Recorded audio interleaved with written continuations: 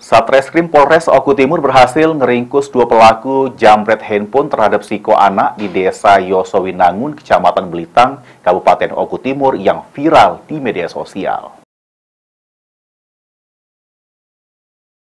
Satreskrim Polres Ogan Komering Ulu Oku Timur ringkus 2 pelaku penjambretan telepon genggam terhadap siko anak di Desa Yosowinangun, Kecamatan Belitang yang viral di media sosial tanpa perlawanan. 2 pelaku yakni HF 18 tahun warga Muncak Kabau, Kecamatan BP Bangsa Rajo, sama BS 14 tahun warga Sri Tanjung, Kecamatan Pemuka Bangsa Rajo Oku Timur. Dari tangan pelaku diamankan barang bukti handphone korban yang dirampas pelaku. Tertangkapnya kedua pelaku sesudah petugas dari Polres Oku Timur melakukan penyelidikan terhadap rekaman video CCTV yang merekam aksi para pelaku pas melakukan penjambretan.